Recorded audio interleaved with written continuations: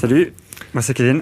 Et moi c'est Pavlet. On est deux potes avec une passion pour le Japon, la bonne bouffe et les ramen.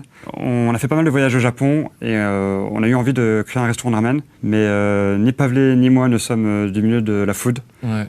Moi je suis réalisateur et Kevin est avocat. Donc après nos boulots, tous les soirs on s'est retrouvés, on a développé nos propres recettes de ramen.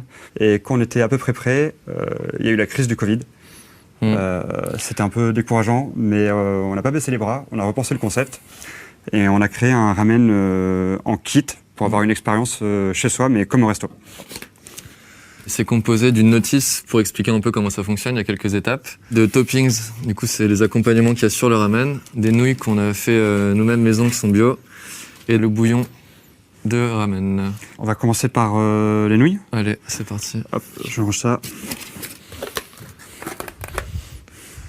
Il y a beaucoup de restaurants de ramen au Japon qui les font pas eux-mêmes.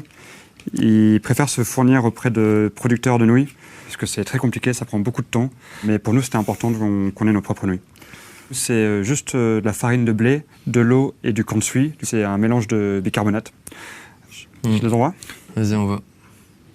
On balance dans de l'eau bouillante à 100 degrés à fond les ballons. Et on délie au fur et à mesure dans l'eau, toujours pour qu'elle se colle pas. Et c'est une cuisson qui dure 1 minute 30.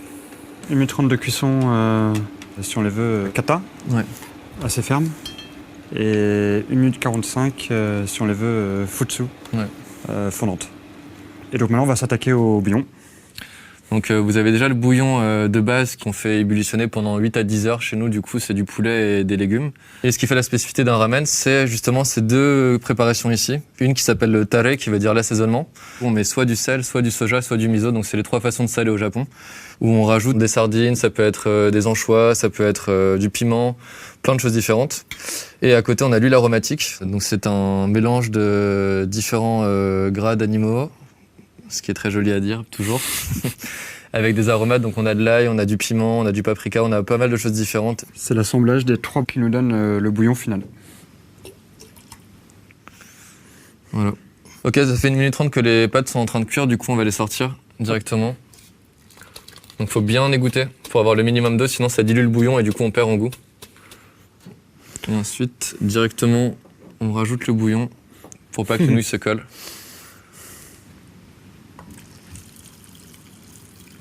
Hop. Voilà. Et il ne nous reste plus que les toppings. Yes, je t'en prie. Donc on a les 2 tranches ici qui sont des tranches de porc mariné pendant 24 heures à feu doux.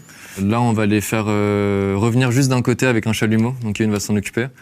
On a l'œuf mariné dans un mélange de saké, soja, mirin et d'aromates pendant 3 jours. Donc ce qui permet de confire l'œuf à l'intérieur et lui donner cette texture très spécifique cette recette-là. Et à côté, on a encore le bambou, la cébette, qui est juste coupée en petites tranches qui rajoute un peu de piquant sur le ramen à la fin. On passe au chalumeau. Vas-y.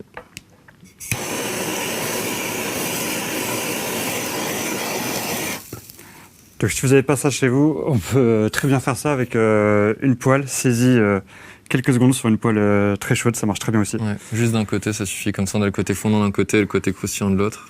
Et ensuite, on essaie de faire quelque chose de visuellement sympa en déposant les toppings sur les nouilles.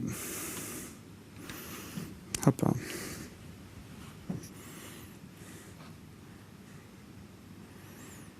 Et voilà. Voilà. Et comme on dit au Japon, itadakimasu. Itadakimasu.